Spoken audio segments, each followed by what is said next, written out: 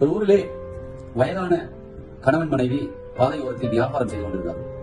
தினமும் அலுவலகம் சென்று வரும் ஒரு அரச உத்தியோகத்தர் அவ்வழியாக சென்று வருவார். ஒரு நாள் அவ்வழியே வயதான வியாபாரிகளின் பொருட்களை பார்த்து ஏதாவது வாங்கிச் செல்ல வேண்டும் என்ற உணர்வோடு அந்த இடத்தில் அழகான ஒரு வெள்ளை பொம்மை இருந்ததை கண்டார்.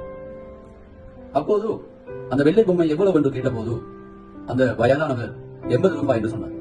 பொதுவாக பாதையோரத்தில் வியாபாரம் செய்பவர்களிடம் பேரம் பேசுவது வளமை. அவரும் அவ்வாறே, என்னையா நீங்கள் இந்த சின்ன பொம்மைக்கு 80 ரூபாய் கேட்கிறீர்கள், 60 ரூபாய் எடுத்துக் கொள்ளுங்களேன் என்று சொன்னார். அதற்கு இந்த பொம்மை யாருக்கு நீங்கள் கொண்டு போறீர்கள் என்று கேட்டபோது, இல்லை, என்னுடைய 2வது குழந்தைக்கு இன்றைக்கு பிறந்த தினம், அதற்காக கிஃப்ட் அளிப்பதற்காக நான் இதை கொண்டு போறேன் என்று சொன்னதும் மெலிந்த குரலில், சரி ஐயா, தாருங்கள், போதும் 60 ரூபாய். அதற்கு பிறகு ஏன் நீங்கள் கண்ணீர் கலங்கியவாறு அவ்வாறு 60 ரூபாய் போதும் என்று சொல்கிறீர்கள் என்று இந்த அரசு உத்தியோகத்தர் கேட்டபோது, ஒன்றுமில்லை ஐயா என்று முதியவர் சொன்னார். இவர் மீண்டும் மீண்டும் கேட்டுக்கொண்டார், ஏன் அழுகிறீர்கள், ஏன் கண் கலங்குகிறீர்கள் என்று சொன்ன போது, என்னுடைய பெயர் அலாவுதீன், எனக்கு 78 வயது, என்னுடைய மனைவிக்கோ 74 வயது, எங்களுக்கு 6 பிள்ளைகள், அவர்களை வளர்ப்பதற்கு பல நாட்கள் பசியுற்று இரவு பொழுது அவர்களுக்கு சாப்பாடு கொடுத்துவிட்டு நாங்கள் பசியில் படுத்திருக்கின்றோம். எத்தனையோ இன்னல்களையும் கஷ்டங்களையும் தாண்டி நாங்கள் அவர்களை வளர்த்தோம். இதற்கெல்லாம் ஒரு நாளும் என்னுடைய மனைவி என்னோடு சண்டை போட்டதில்லை. நாங்கள் பசியோடு தூங்கிய நாட்கள் தான் அதிகமாக இருக்கும். வயிறு நிறைய சாப்பிட்டதில்லை. அவர்கள், என்னுடைய பிள்ளைகள் தொழிலுக்கு செல்லும் காலம் வரைக்கும்.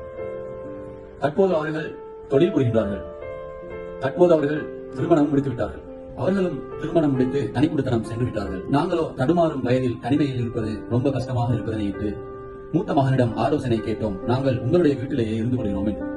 அதற்கு மூத்த மகன், எனக்கு இருவரையும் பார்க்க முடியாது, யாராலும் ஒருவர் வந்தால் பார்த்துக் கொள்கிறேன் என்று சொல்ல, நான் மூத்த மகனிடமும் என்னுடைய மனைவி 2வது மகனிடமும் போய் வேறு வேறு ஊர்களில் வசித்துக் கொண்டிருந்தோம்.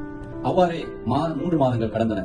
அந்த 3 மாதங்கள் எங்களால் ஒரு நாள் கூட சந்தோஷமாக இருக்க முடியவில்லை.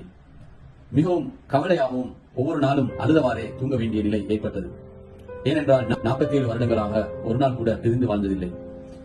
இந்த கவலையை நான் பொறுத்துக் கொள்ள முடியாமல் நான் ஒரு நாள் மனைவி இருக்கும் இடத்துக்கு பஸ் ஏறி சென்று மனைவியிடம் கேட்டபோது, நானும் ஒவ்வொரு நாளும் அழுது கொண்டுதான் நாட்கள் நகர்கின்றன, எனவே நாங்கள் இருவரும் எங்காவது சென்று பிழைத்துக் கொள்வோம் என்று சொல்லவும், அவ்வாறே நாங்கள் இந்த இடத்துக்கு நாங்கள் வந்துவிட்டோம். கையில் இருந்த பணத்தை கொண்டு பொம்மை வியாபாரம் செய்து பிழைத்துக் கொண்டிருக்கிறோம். இந்த இடத்தில் ஒரு நாளைக்கு 10-15 பொம்மைகள் விற்கும். ஒரு நாளைக்கு 200 ரூபாயிலிருந்து 500 ரூபாய் வரைக்கும் விடைபெற்ற லாபம் கிடைக்கும். அந்த லாபத்தில் ஒவ்வொரு நாளும் என்னுடைய மனைவியிடம் 100 ரூபாய் கொடுத்துவிட்டு மீதமுள்ள பணத்தில் எங்களுடைய சாப்பாட்டு செலவுக்கும் மருந்து செலவுக்கும் வைத்துக் கொள்கின்றோம். சில நாட்களில் பாதையில் செல்பவர்கள் எங்களுக்கு ஏதாவது உதவி செய்துவிட்டு செல்வார்கள். அதனை கொண்டு எங்களுடைய வாழ்க்கை ஓடிக்கொண்டிருக்கின்றன. ஒரு நாள் என்னுடைய மனைவி, தினமும் இந்த பணத்தை என்னிடம் சேமிப்பதற்காக தருகிறீர்கள், எதற்காக என்று கேட்டபோது நான் சொன்னேன், என்னுடைய மரண செலவுக்காக உன்னிடம் தயந்து வைக்கிறேன் என்று. மனைவியோ கதறி அழுதுவிட்டால், அன்றிலிருந்து இன்று வரை என்னுடைய மனைவி, நான் இறக்கும் பொழுது என்னுடைய மனைவியும் என்னுடனே சேர்ந்து அவரும் மரணிக்க வேண்டும் என்று இறைவனிடம் பிரார்த்தனை செய்து வருகிறாள். அவ்வாறே தான் நானும் பிரார்த்தனை செய்கின்றேன். இதை கேட்டதும் அரச உத்தியோகத்தரின் மனது கவலை குடிகொண்டது. அரச உத்தியோகத்தர் கேட்கிறார், நீங்கள் இங்கு இருப்பது உங்களுடைய பிள்ளைகளுக்கு தெரியுமா என்று. ஒரு சிலருக்கு தெரியும், மற்றவர்களுக்கு தெரியாது. ஆனால் அவர்கள் வந்து உங்களை பார்ப்பதில்லையா? இல்லை, ஒரு நாளும் எங்களை வந்து பார்ப்பதில்லை என்று அவர்கள் சொல்லவும், மேலும் இவரின் கவலைகள் கூடிக்கொண்டே சென்றது.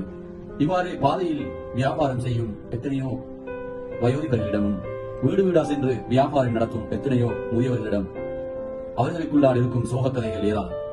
எனவே இவ்வாறான இவர்களிடம் நாம் ஏதோ ஒரு பொருள் வாங்க முற்படும் போது பேரம் பேசிக்கொண்டு அவர்களுடைய மனதை புண்படுத்தி விடாமல் முடியுமான அளவு அவர்கள் விற்கும் விலைக்கு வாங்குவது, இல்லையே மேலதிகமாக ஏதாவது ஒரு பணம் எங்களால் உதவி விட்டு செல்வது மேலானது. இன்றைய காலத்தில் இவ்வாறான முதியவர்களை, தனது தாய் தந்தைமார்களை தூர வைத்து பார்க்கக்கூடிய எத்தனையோ இளைஞர்கள் எமது சமூகத்தில் இருக்கத்தான் செய்கின்றார்கள். எனவே இந்த கதையிலிருந்து ஏதோ ஒன்றை எமது மனதில் ஒரு படிப்பினையாக எடுத்துக்கொண்டு எங்களுடைய வாழ்க்கையில் முதியவர்களுக்கு அன்பு காட்டி, இரக்கம் காட்டி, அவர்களோடு அரவணைத்து, அவர்களோடு கூடவே இருந்து வாழ்வதற்கு இறைவனிடம் நாம் அனைவரும் பிரார்த்தனை செய்து கொள்வோம்.